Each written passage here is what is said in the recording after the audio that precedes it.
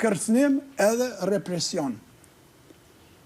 Në fillim të vitit 1998, unë isha në Universitetin e Friburgut në Zvicër, kur ndodhi masakra e Likoshanit. Ishte një tragedi e rëndë dhe mizori që nuk duhet të kishte ndodhur kurrë në Kosovë. Tragedia në Prekas me 5, 6, 7 mars 1998 nuk ka qenë një akt i izoluar, por vazhdim i masakrave të kryera prej forcave serbe.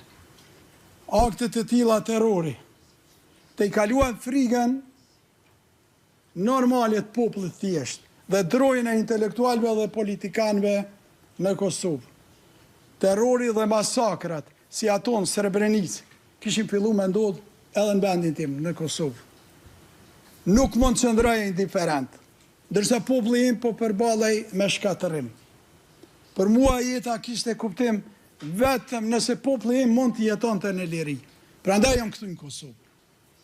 Jo si ushtar i trajnuar, por si një individ ende në studime. Jo me urrejtje, me bindje. U ktheva sepse ndjeva detyrim moral ndaj vendit tim.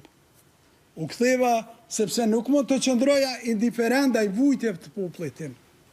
Synimi im ishte i qartë. Të kontribuoja për lirinë dhe drejtësinë e popullit tim, por mos t'i bëja askujt pa drejtësi.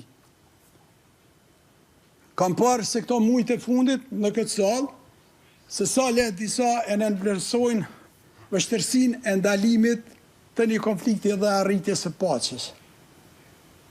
Por historia na mëson se ata që vendosin paqe shpesh përballen me pasuja. Dhe duke pa realitetin e sotëm, kur bota ka aq shumë nevojë për paqe, është e qartë se në ajo nuk arrihet gjithmonë lehtë. Dhe për ta ruajtur atë, shpesh është edhe më vështirë.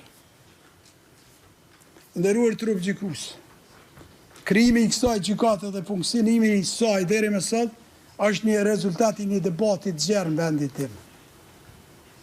Por mbi të gjitha, ajo që duhet të bizotroj prej saj është drejtësia dhe panëshmëria në gjykimin e të vërtetës dhe realitetit objektiv në cilin kemi vepruar ne.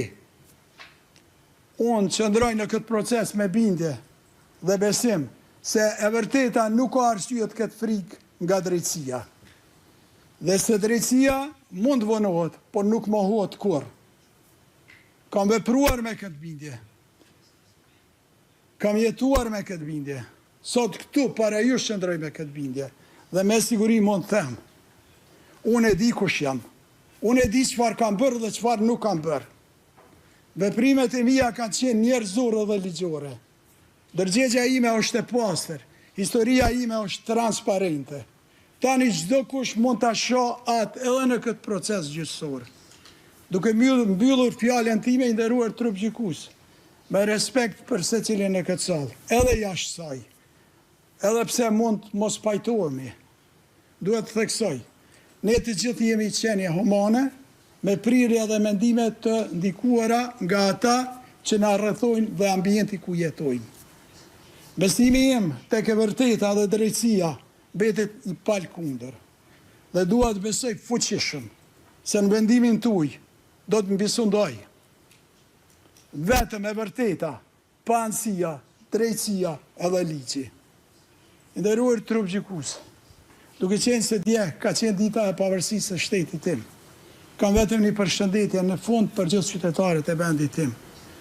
Urime pavarësia, ta gëzoni qytetarët e Republikës Kosovës lirin. Zoti e ndihmoft Kosovën dhe njerëzit e saj të mirë.